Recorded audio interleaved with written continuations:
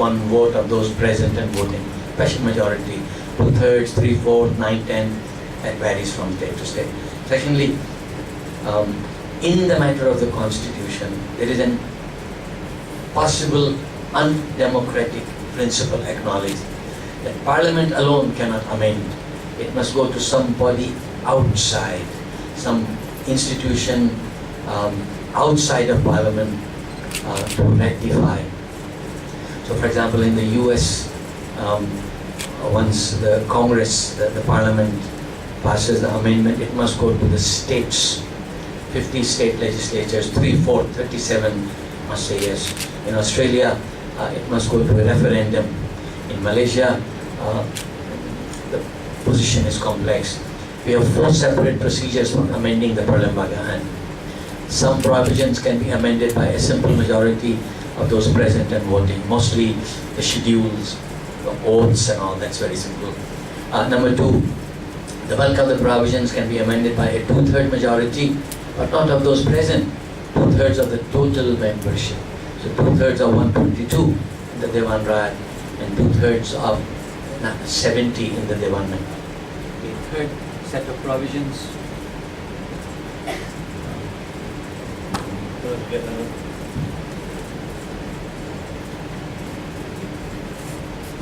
A third set of provisions require the consent of the Majlis Raja Raja, the Conference of Rulers.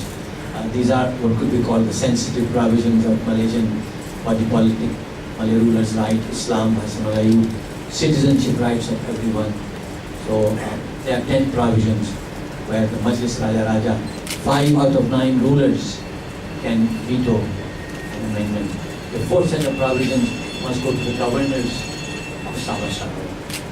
Now, I could stop there, but just for your interest, there is in constitutional law a doctrine called basic structure. Doctrine says, even if you follow all these procedures, there are some things you cannot change. You cannot use the constitution to destroy the constitution. May I give a humorous example? Right now, under Article 53, the life of Parliament is 5 years. As I say, the Prime Minister calls all the MPs and says, hey, 5 years is too short. Can we make it 25? And they say yes. So, one-line amendment is passed.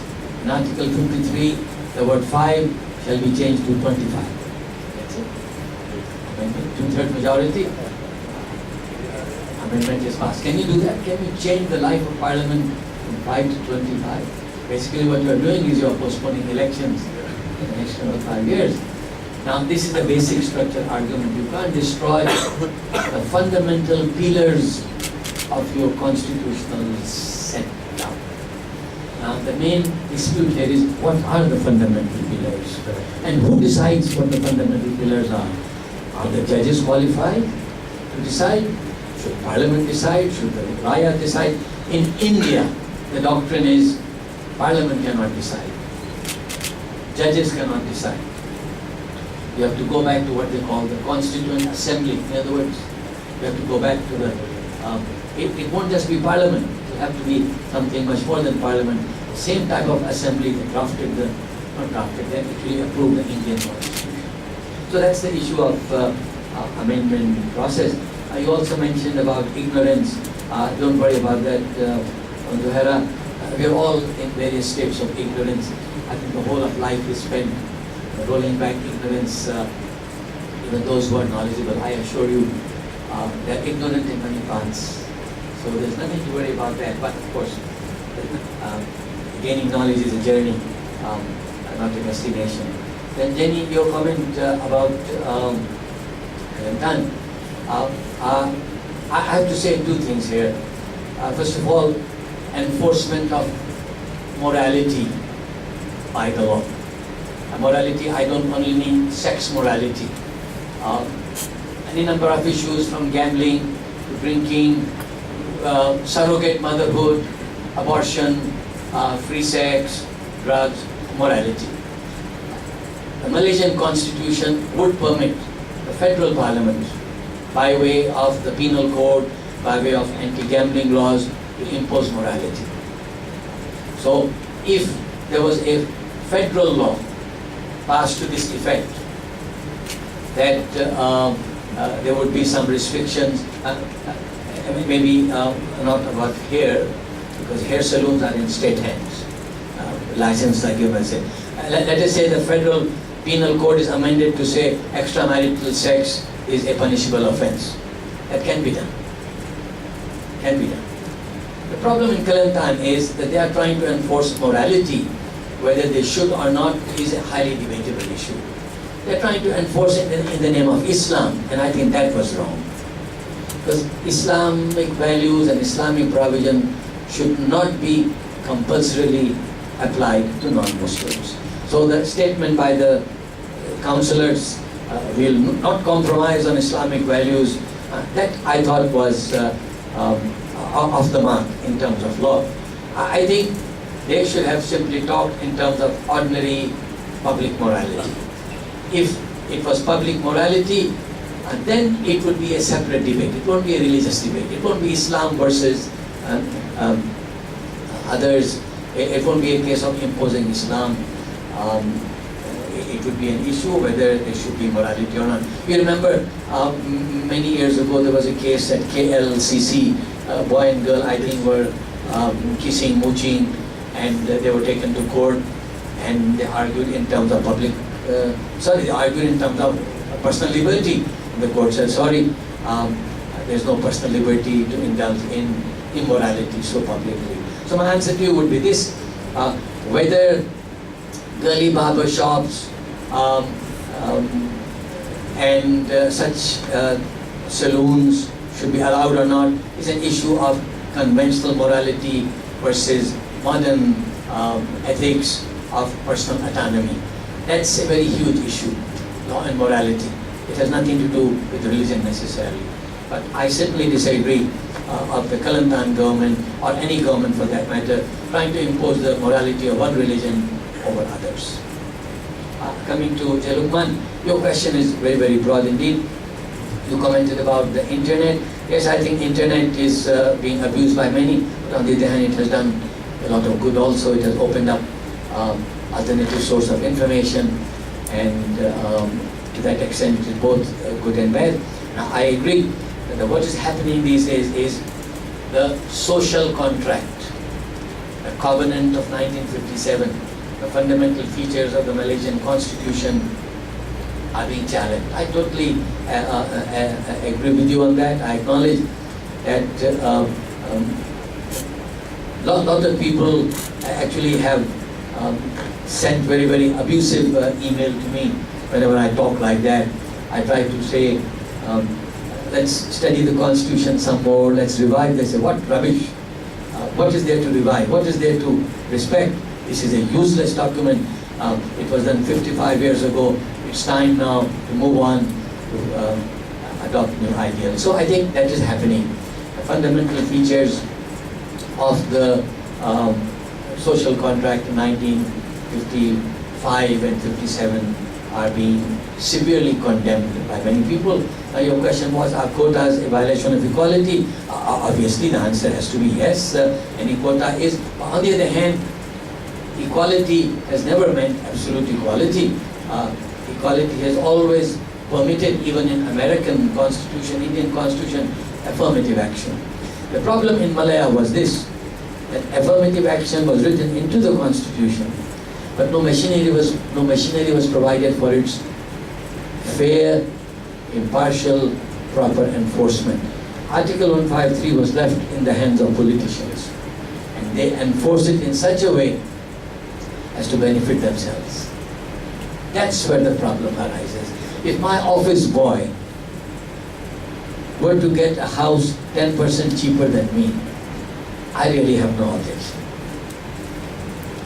But if Tundam Jainuddin were to get the house 10% cheaper than me, I would have objection, because that is not affirmative action. So I agree with you. The constitution, fundamental pillars, fundamental principles are being challenged. I think the answer to that is not to say do away with it, because if you say do away with it, there will be other groups who will say no, you must stick to it. You can't. I've heard this. Many people say, oh, so in 1957, this is the Malay point of view. In 1957, you asked us to give you citizenship in return for 153. Now that you got citizenship and your children and grandchildren also got citizenship, now you want to take away 153. In other words, you are now going back. So you see, I don't know how to answer that argument. So my advice would be this: let's reread our constitution. Let's revive its compromises, its spirit, and of course we need to make some corrections on the way it's being interpreted or misinterpreted and the way it's being enforced. A large part of the problem, in my humble view, is not the constitution but the enforcement. Please, Luqman, law is as good as the people who administer it. You can have the best law in the world, but if it is administered by people who subvert it for their own selfish interest, well, that's the way it is. Justice is not in legislation. Justice is in administration. That's the problem. So that's how I will answer your question. And I think these quotas and reservations were well-intentioned. They were unavoidable in 1957. If you read Tun Sufyan's beautiful book on the Constitution, the best book actually in the market from the layperson's point of view, including compared to Document of Destiny, it's still the best book. It's very simply written. Sufyan would not even use the word determine, he would say decide. I know that because I wrote some speeches for him. No, he would put on the word determine. So beautifully written. Tun Sufyan in his book presented statistics. For example, in the medical faculty in 1957, 2 out of 100 students were Malays. Whether they are Malays or whether they are Indian or Chinese, if a community having more than 50% of the population has 2 out of 100 students in a medical faculty, something is wrong. Something is wrong. By the way, in legal philosophers like John Rawls talk of the principle of just inequality. Just inequality. In other words, he goes to the extent of saying things which many people will laugh at. He says the best facilities must be reserved for the weakest. I asked my class, jurisprudence, just to illustrate just inequality. If a family has 2 children, one very bright, IQ of 220, and one, let's say, retarded, they don't have money to send both to special schools. The bright guy would really fly high, you have to send him to a school for the gifted, and the handicapped fellow, in order to lead a normal life, needs to go to a special school. They have money only for one. Only for one. Who should they have? The bright guy who would make the nation fly high, who would invent a new F is equal to MA, or the handicapped. I have no doubt about it. If God had put me in this position, and I thank Him for not doing so, if I had this position, I would give everything I have to help the handicapped. Because the guy who has 220 IQ, he doesn't need me. He doesn't need the school. He doesn't need. God has given him everything he needs to reach the highest levels. So there is something called just inequality. And by the way, in this country we have reduced everything to race. What about quotas for women? In India there are universities just for women, That's inequality. But because, there are universities just for women. By the way, we are having coaches, trained coaches just for women. So there is affirmative action is well acknowledged in legal philosophy, in constitutional philosophy. The issue is its enforcement and its abuse for purposes which actually it was not meant to be in 1957. In fact, if you look at many of the documents in 1957, could I just borrow the background here? I think there is a passage here.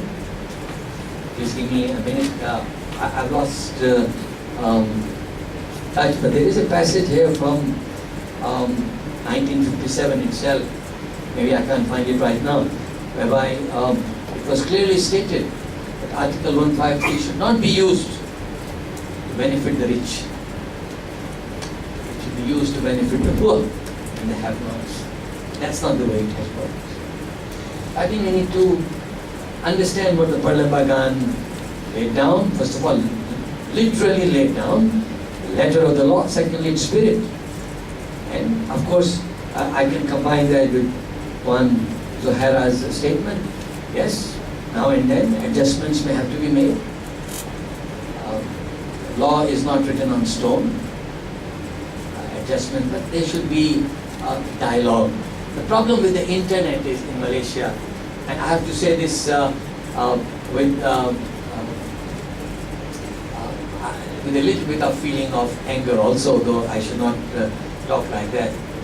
In Malaysia, the attitude is that when you disagree with something, you don't challenge the view, you basically demonize the person.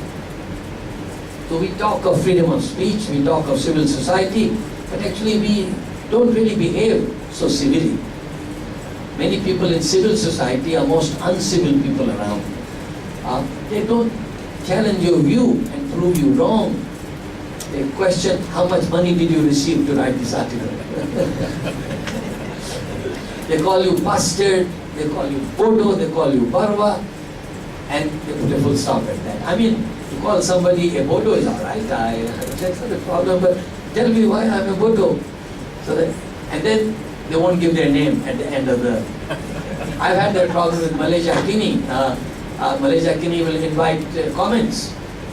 Malaysia Kini, of course, I know is Malaysia Kini, but the comments are nameless.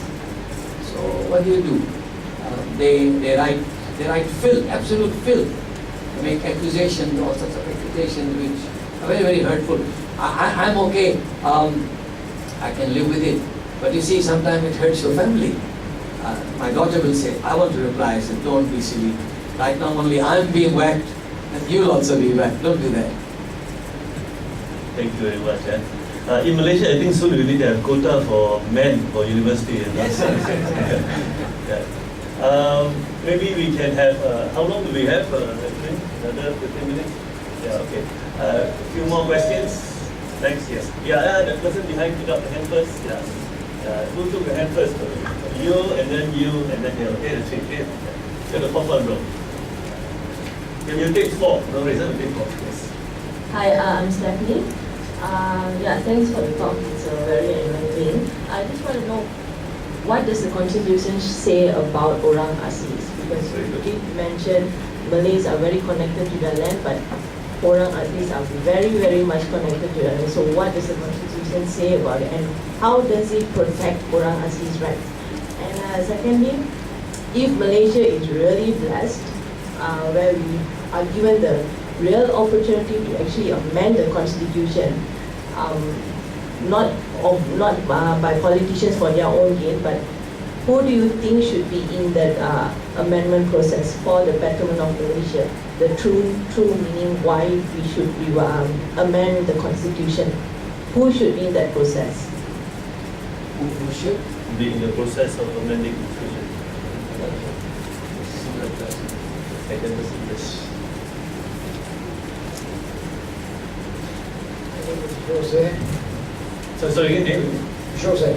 Jose. Thank you for the national point of view. So it's a topic that is very hard for me to understand.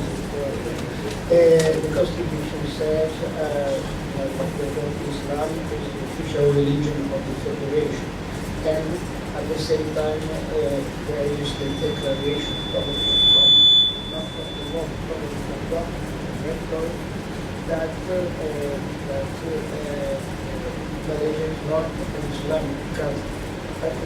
From foreign point of view, it's hard to understand. It sounds like a contradiction, and I would like to try to understand the various positive law, where is doctrine, where is granted, because it's positive like that. It can be used by both sides. Also, what to favor Islam or favor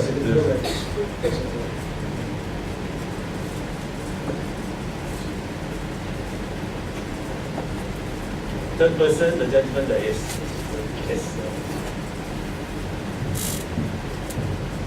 Assalamualaikum. Good morning. My name is Zarish Shafiq. I have one Is that, question.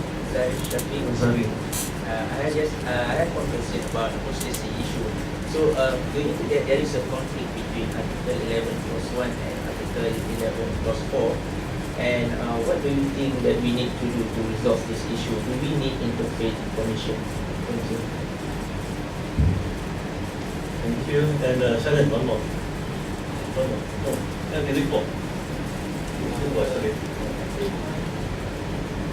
Actually, my question is a bit similar to the one for. Actually, I wanted to ask if it's a hypothetical question, then given a chance, is there any specific provisions or articles that you would wish to amend?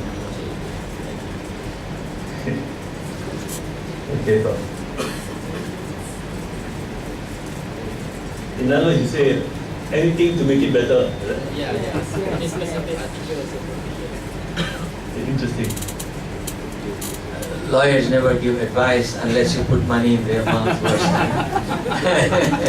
So you want free advice, all right.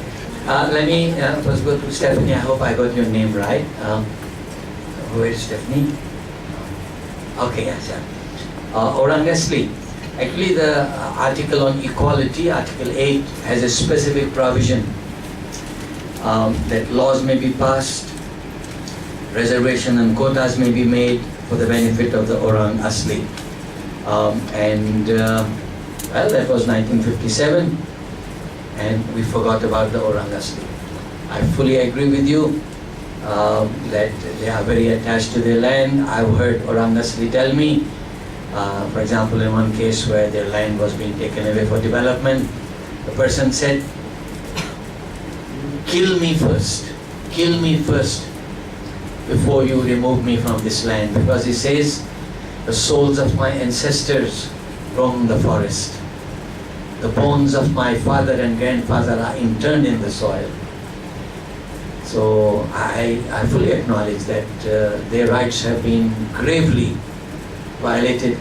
We have totally forgotten about them. If not totally, we have largely forgotten about them, and I think this is one area where the rays of justice have not reached. But the Parliament provides a provision. We have emphasized 153. We have emphasized the natives of Sabah Sarawak. We have forgotten our own natives of West Malaysia. And may I also mention this to you? In land law, the rights of the natives of Sabah Sarawak are better protected than the rights of the cultural, traditional rights of the Orang Asli. But this is an area where the journey has not even begun. Okay. Then you said who should bring about the process of amendment. Well, you and I have no right to bring about amendment.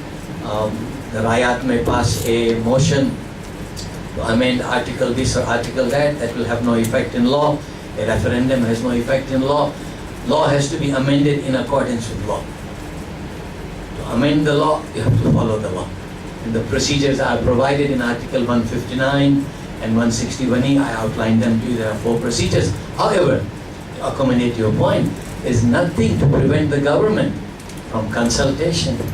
There's nothing to prevent the government that when the amendment bill is before Parliament, the amendment bill could be sent upstairs to the committee level, and the Rakyat invited to express its views.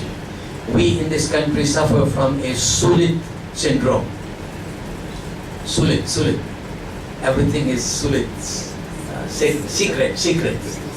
So every bill is stamped with the word Sulit or Tarhad or something. Rahsia. Even more serious, Rahsia. Actually, bills should be publicized. Whoever wishes to come and give his opinion should be allowed to give opinion upstairs in the committee meeting. In 55 years, about 10 bills have been subjected to such public consultation. So, to accommodate what you were saying, I think that's what can be done. An amendment could be proposed. In England, what they do is they prepare what they call a white paper. Please don't ask me why white. Why not black? White paper. So a white paper is prepared, implying that this is the policy of the bill, and then a debate rages, and then only the bill is passed. I think we should do that. Prepare a paper, open it for discussion. Your view, sir, you say there is a contradiction. Islam is the religion of the Federation, if I understood your question correctly. But then Malaysia is not an Islamic state, even though Article 3 says Islam is the religion of the Federation. I'm not so sure that there is a need to be black or white. Either you're Islamic or you're secular. I don't think so. Ireland has a religion. England has a religion. Is England a Christian state? Is England a Christian state? My gosh, homosexuality has been delegalized. 1958, the Wolfenden Committee report. And Thailand, of course, has an official religion. But 25 countries of the world have official religions written into their basic law. But that doesn't mean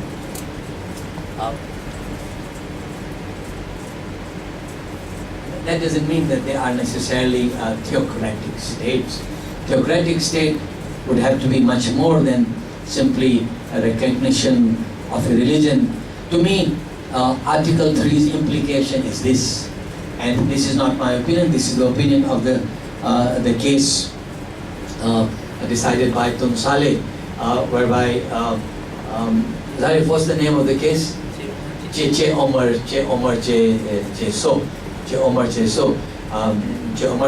the judge, who was a very famous Muslim scholar actually, he says implication of Article 3 is that state money can be employed to promote the religion of Islam.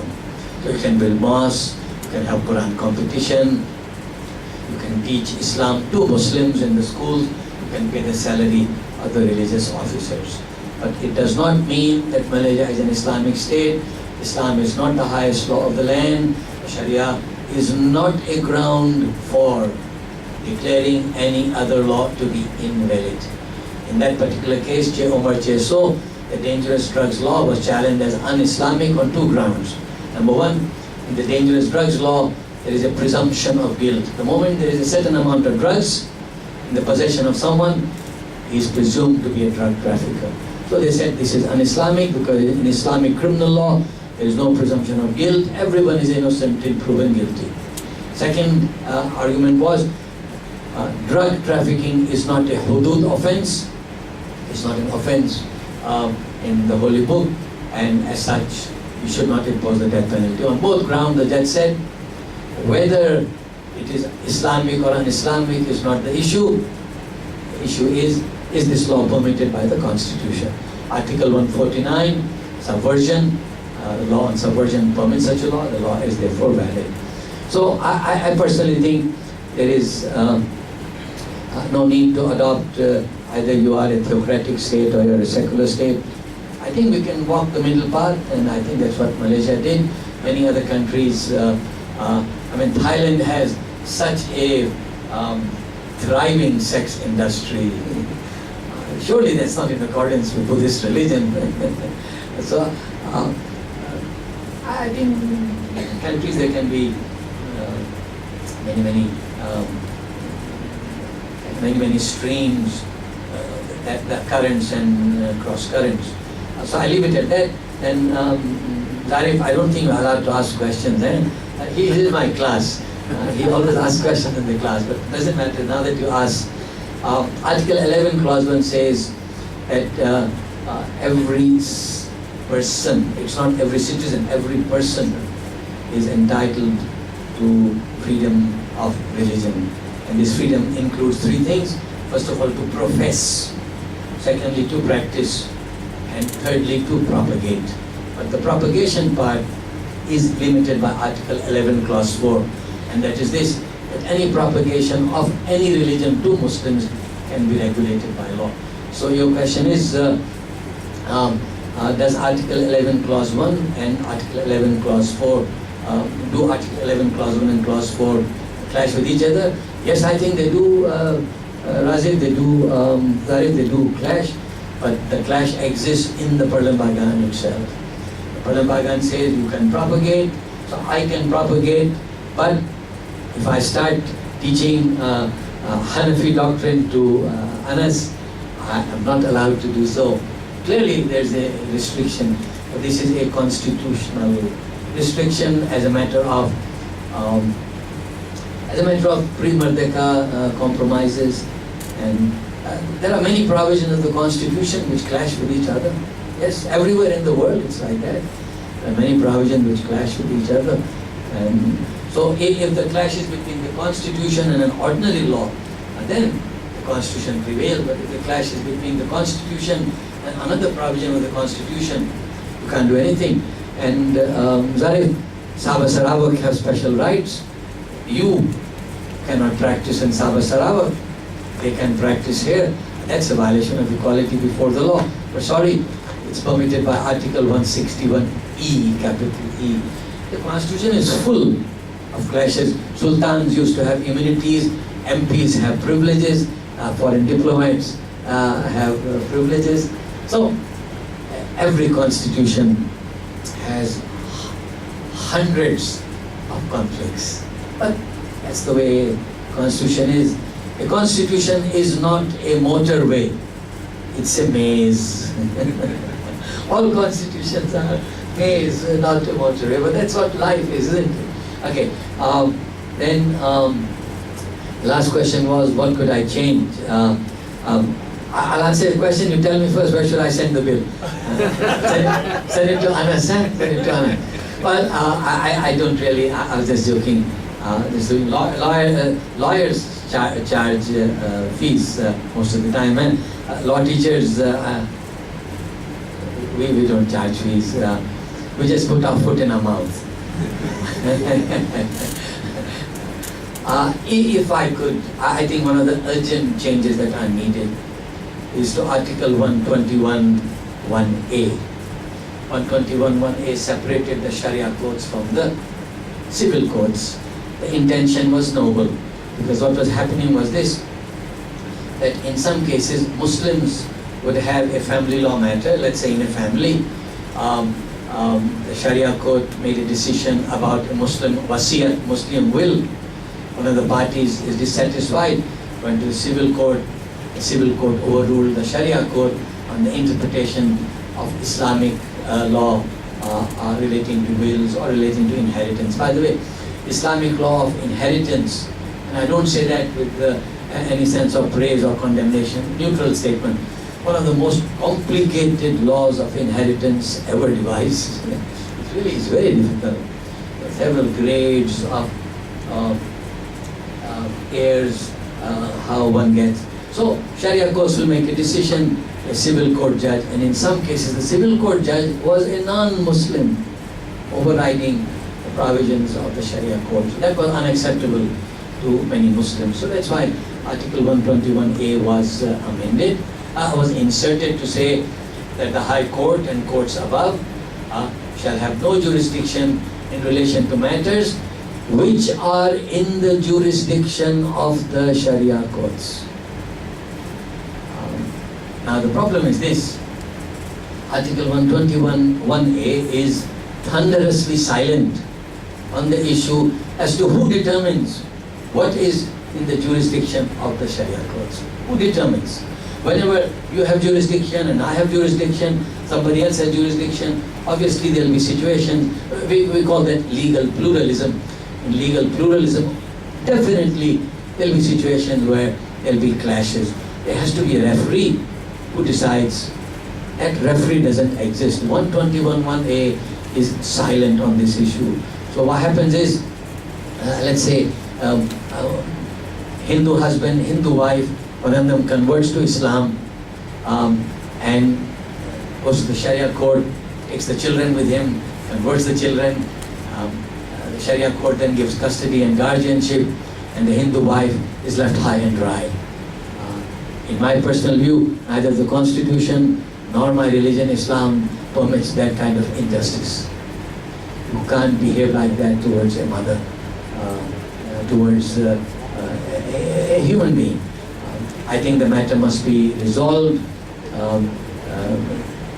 in a more impartial setting. But the problem is this: the Hindu wife, the Hindu mother goes to the civil courts. Civil courts say, no.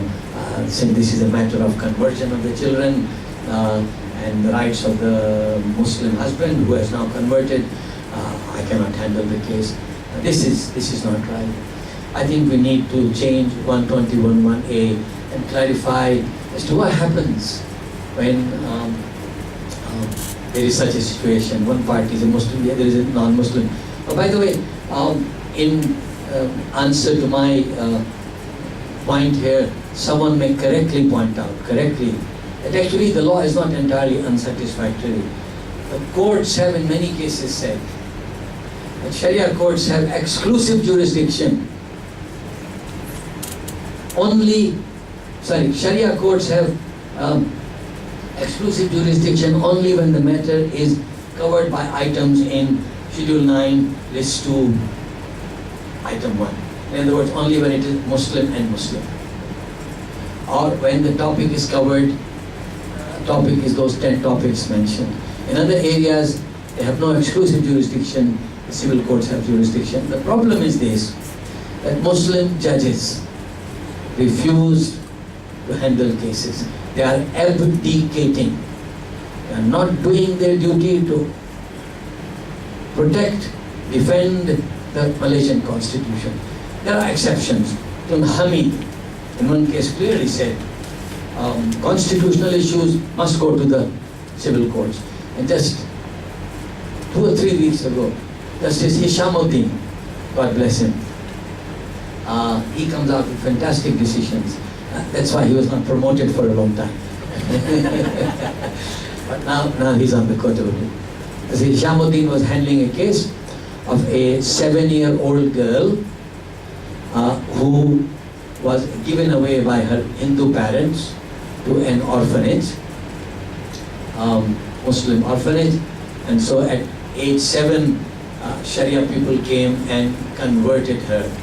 At age 7, this girl signed a declaration that she understands La ilaha illallah Muhammadur Rasulullah, and she has converted to Islam. But now the girl is 23 years of age, and she says, my conversion was wrong. I did not understand anything at age 7, and she wants to be declared that she's still a Hindu. And the High Court of Penang said, no. This is a matter of conversion, therefore it must go to the Sharia court. Then they appealed to the Court of Appeal, and Justice Hishamuddin, or his brother judges, said, no, that's not correct. There are constitutional issues involved here. Was the conversion within the exclusive jurisdiction? In this case, was the matter within the exclusive jurisdiction of the Sharia court? His opinion is, it's not exclusive jurisdiction because under the Penang Sharia enactment itself, it says that no person can be converted who does not understand the declaration of faith. How can a 7-year-old understand the declaration of faith? Surely it's a situation of undue influence, coercion. She has no capacity. Even though in Islamic law, capacity comes with being baligh rather than with age 18 or 21. Nevertheless, a 7-year-old girl has no capacity. So, Justice Hishamuddin and his brother said, no, this case shall proceed in the Court of Appeal. So, I think this is one area where we need to think with our head as well as our heart. We need to have an inter-faith discussion as to solve these problems. And Zarif Shafiq asked, should there be an interfaith commission? Yes, indeed, interfaith commission would be a good idea. Any interfaith dialogue is welcome. And in fact, I have in some writings proposed, in Bedrock also, it is said someplace, I won't be able to find it. It says that perhaps what should happen is this: Majlis Raja Raja, the conference of rulers, in their capacity as head of the religion of Islam, as well as our rulers, our political rulers, they could set up a judicial committee of the Majlis Raja Raja. Like in England, there used to be a judicial committee of the Privy Council. So So there could be a judicial committee of the Conference of Rulers, which would consist of Malay as well as non-Malay, Muslim as well as non-Muslim experts to advise on such cases where the case neither falls fully in the Sharia court nor falls fully in the civil courts. In other words, it's conflict of jurisdiction. The legal system has always known the issue of conflict of jurisdiction. In England, for example, when common law courts and equity courts clashed, there was statutory recognition, equity will prevail. If equity courts and common law courts clashed, the legislation said equity courts will prevail. We need some guidance like that. So as a matter of priority, I would actually humbly propose an amendment to 121(1)(a). But actually there are many other areas where the law has fallen behind time simply because, as I said earlier, life is always larger than the law, and therefore we need to keep the law moving. Another area could be caretaker government. The Parliament says the Prime Minister and the Cabinet must belong to Parliament.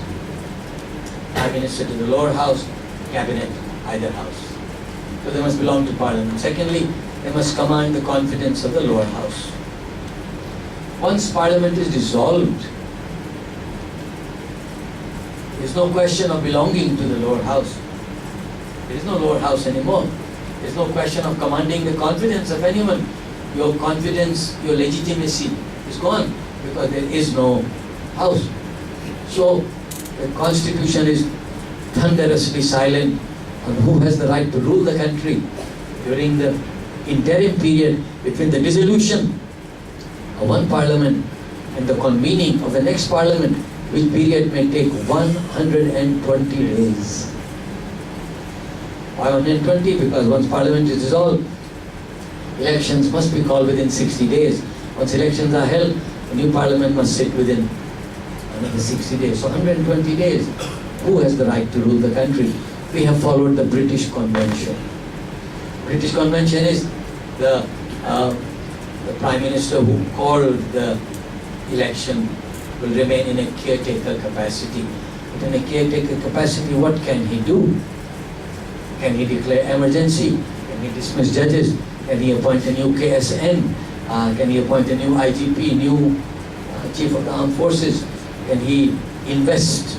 Can he use public money for political purposes? Well, Australia has drafted a document called Caretaker Convention. In Britain, they don't like to draft documents. They basically go by what they call conventions. I think we need to do something in our constitution to say that the caretaker must not take drastic measures and give to the young Nipartonabong discretion to refuse any measures of the Prime Minister, of the caretaker Prime Minister, if the Prime Minister is abusing his power. By the way, in India, the President has on many occasions told the caretaker Prime Minister, no, I'm not going to sign this. This may embarrass or this may prejudice the incoming government.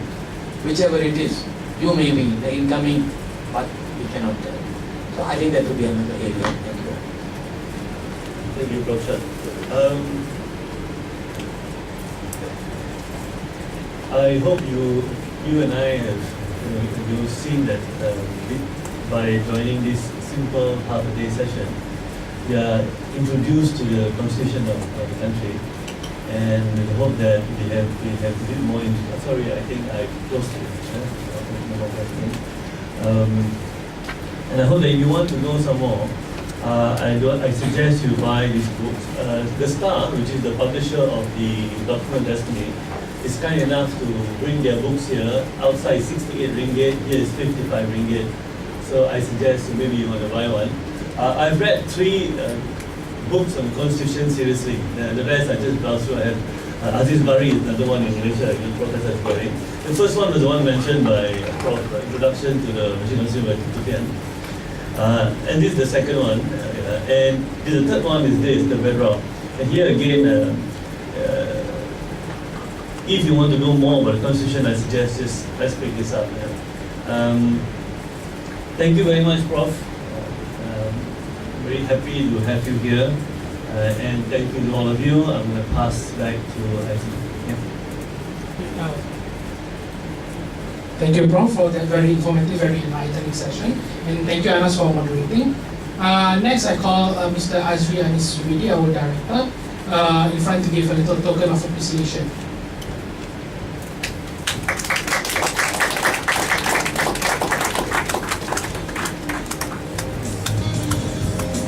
Thank you, Professor.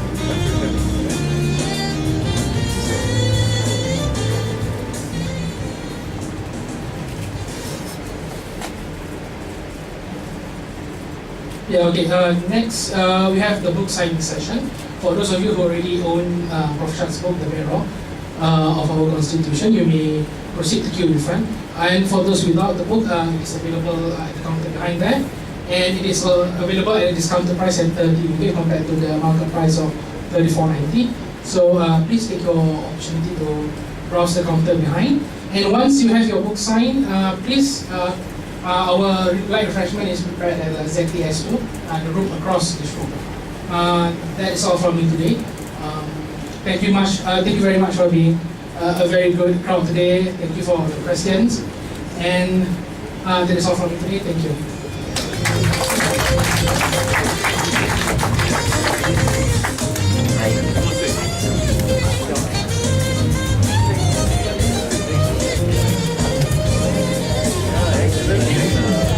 Good morning.